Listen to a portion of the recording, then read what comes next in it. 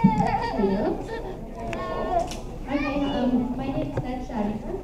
I am the owner of Recovery Institute in the Southeast. We primarily focus on helping people deal with grief-related issues, unresolved trauma, family conflict, relationship issues. And for the last couple of years, I've been asked to speak here, and it's been a blessing because it's an exciting experience. I think it's very important for the community to get together to have events like this. So, especially during the holidays, because the holiday season is that time of year where people are triggered and things, unresolved grief will come up for you during this time of year. And that's pretty much the topic I was asked to speak on today. It was interesting that I was asked to speak on it, and I really didn't know how to start this out because I was getting my makeup done, because Lord knows I can't do my own makeup. That's just not me.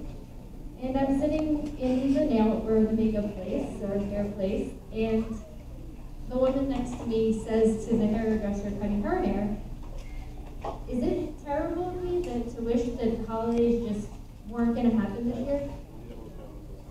I just wish the holidays would come and go and there'd be no holidays, because does that make me a bad person?" That's kind of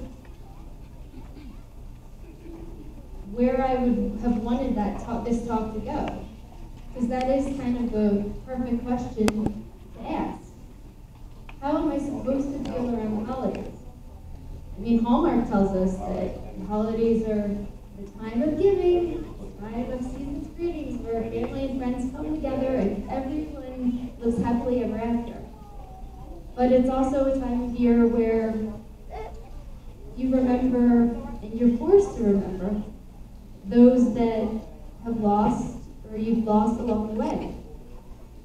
Whether you want to or not, it's going to come up because you've either spent holidays with these people that you loved, or you wanted to spend holidays with them, and now that they're no longer in your life, how could you possibly not think about it? So it would be perfectly understandable to not want to deal with the holidays, or not want to feel a certain way in the holidays, for the holidays to bring up all sorts of different emotions. Whether it's being angry, that you have to go through the motions. Whether it's feeling sad, that maybe I'm not this good person. What's wrong with me? I should be happy. I should be so grateful to be around the family I have left. Whether it's shame because you feel something like that, or guilt. Whether it's just numbness, where you just don't feel anything at all. And the truth is, I've even personally gone through that. I know I felt numb before in the holidays, where just going through the motions, because you gotta get to where you're supposed to be. How everyone tells you the holidays are. And if we don't get the message out there that it's completely understandable that the holidays are going to be triggers and anniversaries for the losses of these major people in your life, and that there's the potential for you to feel these negative feelings that you aren't supposed to feel over the holidays, then this is going to continue to be a problem. Because like the woman in the hairdresser today, she was really torn up about it. And the hairdresser, she even said, "Yeah, as a mother, I completely get it." She's like, "Gosh, I wish I could just completely pretend it never existed. It's not about me anymore. It's about how do I be this perfect mom and do this for my kids and do that and do that and do that." These are things that need to be talked about, because it isn't what Hallmark said it is. And if we don't have that awareness going into the holidays, that it's okay if we don't feel happy or this joyous feeling that we're supposed to feel. But it's important for us to not only have that awareness, but to be able to find support or talk to a couple close people to us and let them know that, I'm not doing that great. It's not going to be the best holiday for me, but I'm going to do my best to be there. I hope you can support me in that way. Some people may not be supportive of this and may not get it. And that's okay too, but at least you put it out there and you've been honest with your truth. You know, in addition to having that healthy support, or at least like telling people that it may be rough for me, then there's like different things that you can do before the holidays come up to create some kind of plan for what to do if things get rough. If things get rough, like maybe you need to take a time out, go to the bathroom, you know, do some kind of breathing technique. Maybe you need to tell that person that knows that you're going through a rough time that, you know, I need to take a time out. Maybe you do need to leave the situation you're in altogether because it is feeling like a bit much. You know, there is no right way to do this, but as long as there's better ways to do it. And it starts with talking about it.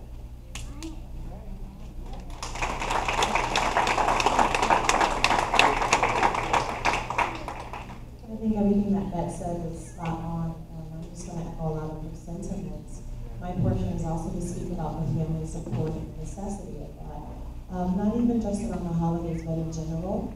And oftentimes I think we have to remember that no one is expecting us to be strong all of the time. And sometimes we have to think about, where do I get that from? You know, if you've gone through some kind of a loss, and loss doesn't have to mean a death. It can be a separation, it can be a family splitting, it can be the loss of a friendship, it can be anything that was important to you that is no longer there in your life. Any type of a loss can be significant to you. So when you are experiencing those things, like Pat was saying, you're not always going to be at your best, and that's okay. You don't have to be strong. And it's important to have people who love you to rally around you and to seek that support. Sometimes you don't want to go through the motions of smiling. When you have people around you who care about you, they can do different things to help you around the home, to help you get through the different things, the holiday meals, or whatever it may be. And sometimes we need that extra push and that support. And even for those of us that are not going through a loss at the moment, making sure that we're aware of our loved ones around us who have gone through losses and seeing what they might need. Because sometimes people don't grieve in a way that's healthy for them. You know, we can have really negative coping mechanisms. And when you start to see someone kind of detaching and distancing themselves a little bit more than they have before, or when you see them maybe doing some habits that are a little concerning for their health, and reach out to them. And don't be overbearing, but reach out to them and make sure that you're providing the support that they might need in that moment. And making sure that you let them know that you're there, and that you're a listening ear, and that you're willing and ready to help them through whatever it is that they need in that moment. And just remembering that it's okay to allow yourself to feel. And it might be difficult in those moments, but each day that you go through is one day closer to your healing process. And remember, everyone's process looks differently. Some people throw themselves into their work, some people need to take time off of things, and that's okay. Both are perfectly normal and perfectly okay. And I think also just remembering that regardless of what it is that you think is the expectation for you to be strong or to be smiling or tough or whatever it might be, you have to do what feels the best for you and what is actually healthy and whole for you. Because if you don't go through your process properly, then eventually you're not going to heal and things are going to come back and you're going to be triggered and it's going to be difficult. So go through the process with your loved ones around you. Allow them to be there to support. Vocalize what it is that you need if you're able to. And for those of you who have loved ones going through challenging times, reach out, check on them, and make sure that you're helping to support them in their time of need.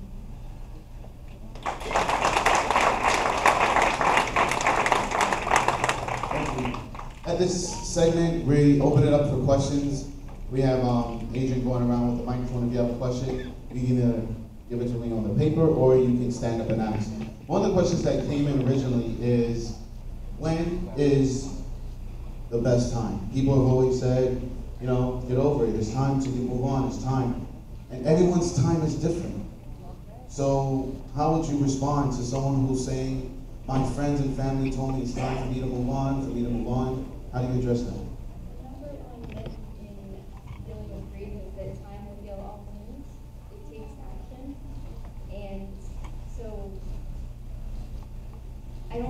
that there's a right time. It's the best time for that individual. I mean, it could be in the midst of like a chaos, and that sometimes is the best time for that individual. Other people aren't ready, and you push them. That's not necessarily a good thing either. But the truth is, time will not heal all wounds.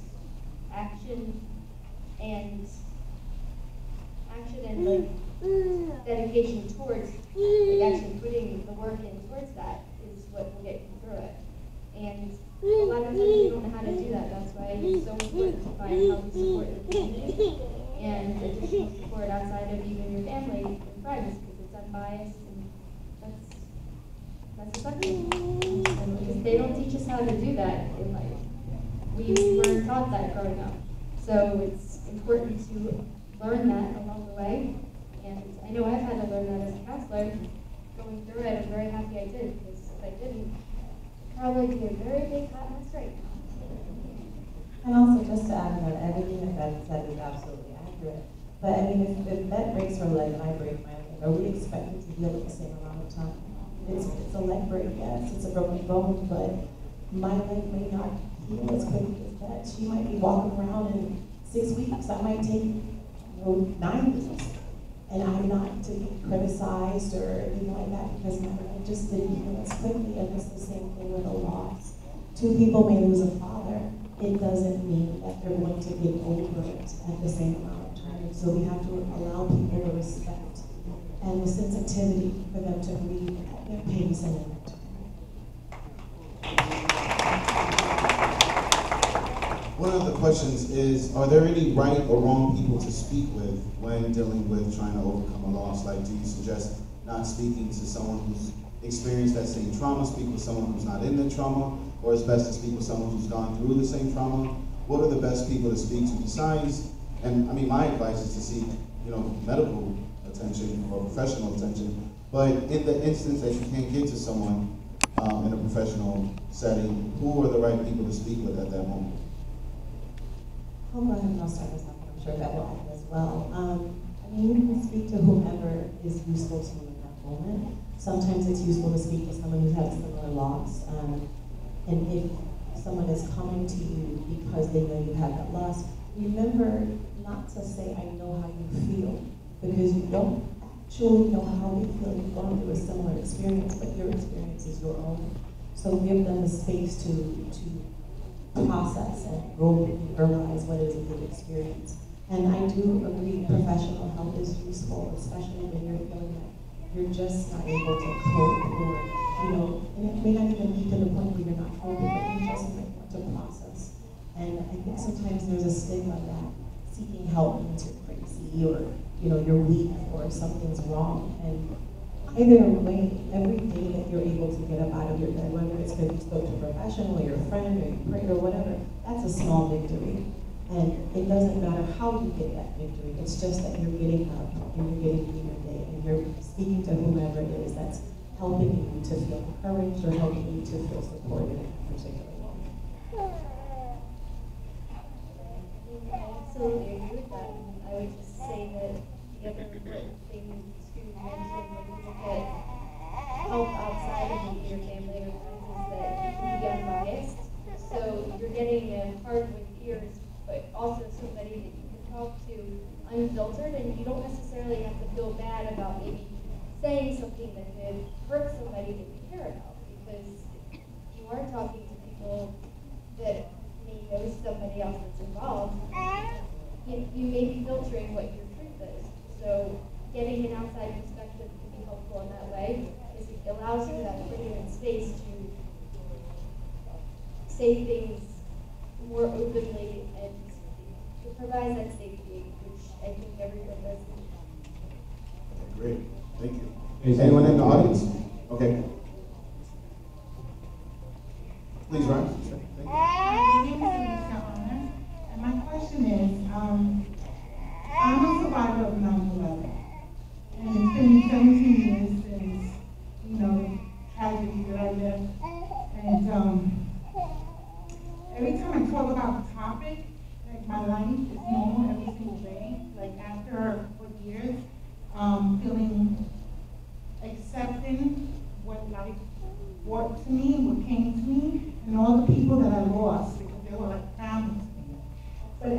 come out and talk about the topic, or maybe around my anniversary, I get very sentimental. And I know a lot of it, I get to speak to different events and stuff and tell my testimony of how I was a survivor.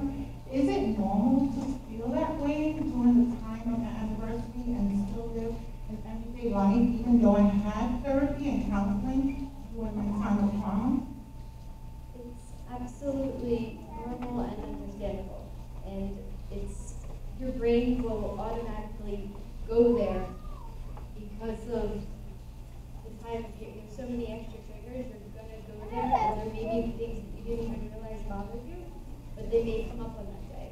And so it's knowing that on these anniversary days, having that awareness that, it is an anniversary, my mind may repeat, not necessarily expecting the worst, but just expecting that I'm going to be highly sensitive today, and that's okay.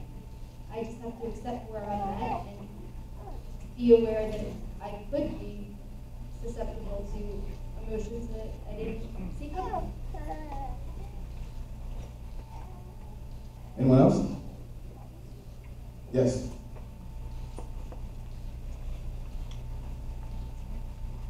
My name is Yvonne, and I lost my mom when I was 17 years old. Now, my mom was only 52.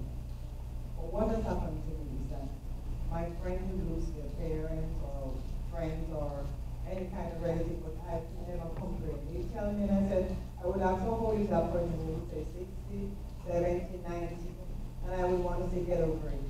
I never have any sympathy because I said I lost my mom when I was 17, and forever I am like that until this day.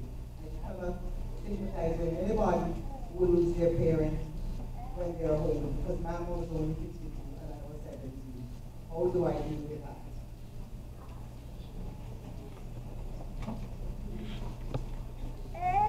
I can understand how difficult that must be for you to have lost your mother when you were 17. And to me, it sounds like the impact it had on you, I don't want to say that you're stuck, I'm not going to use that word, but it has you in a place where it's difficult to see anyone else's sadness or hurt in the same way. But I would challenge you, if you were your 17-year-old self again, and someone had a loss or, around you at the same time, I would think you would want them to be sensitive to what you had gone through, not to try to compare or not to try to say, get over it. So maybe think about that sometimes when someone has had a loss around you, and just remember that even though that person might have been older, their parent may have been with them a little bit longer, it still does hurt. And both of you can heal together in those instances, and you can share and you can talk, and it doesn't have to be a competition of whose loss is worse, because loss is loss and pain is pain. And being able to be present and open with others who are just as wounded and just as hurt is very important as well.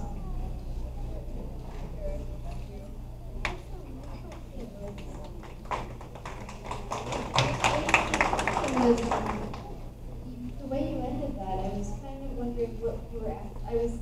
Could you clarify what you were asking? Because I feel like there was a question there that I'm a little uncertain as to. It has been 47 years since that happened, and I still have that. So how do I get over it? Okay.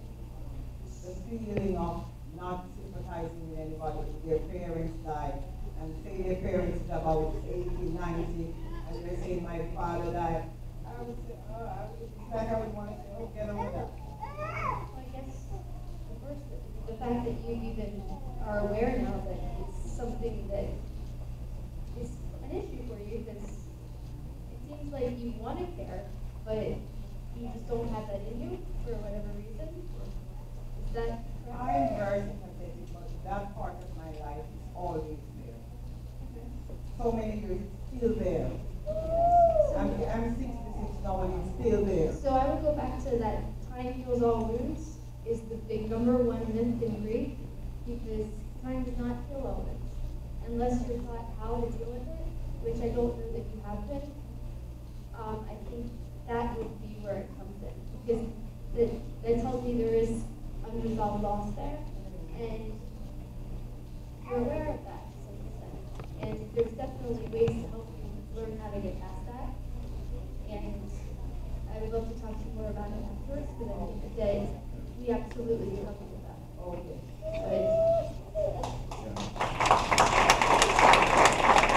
And just FYI, they will have a table in the back after the program if you want to leave your name and number, get their contact information, so you can have one-on-one counseling or anything else. They will be in the back after the program forward to gather more information from you. Any other questions? No.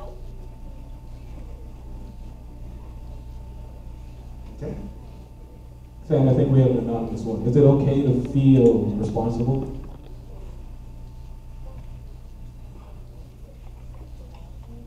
Can you clarify your question? It wasn't from me, but it was, I believe the person feels somewhat responsible. They're in a car accident together and someone dies. Is it okay for them to feel responsible? I think it's important they acknowledge that they feel responsible in order for them to heal, but they don't want to just be stuck in that feeling of being overly responsible. So that would be a part of their healing processing, to acknowledge that responsibility and to look at where they're at from there. We have to remember that there are things that are outside of our control that no matter how much we would have wanted them to change, we physically, in our own strength, cannot change them. And it's difficult to wrap that around our minds and our hearts sometimes, but getting to that point where we are able to at least acknowledge that and understand it, and then begin to work through that guilt and that shame that we know we have in those instances. Thank you. Yes. Very happy for the response, the second response, because as the question was phrased by Brother Adrian, the day of my daughter's death, we're in the car. My son was in the car and they switched seats, and I just spoke tonight that he doesn't feel responsible because she keep bugging him to switch seats, and they switched seats, and in doing so, that side was the side of it that the truck hit, and she died on the spot. So I'm happy for the response you gave, because some things are out of our control. At first, I had blamed myself because I was the driver. But like you said, some things are out of our control, and we've just got to trust God in all things. We've got to trust God in that process, that He knows the ultimate end with all. And remember, the devil is the one who caused wrong, not God.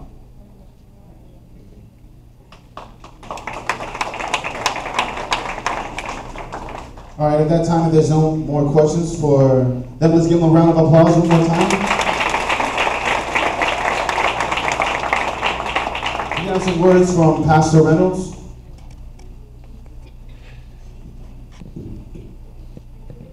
Just to close out the talk show segment, we have some words from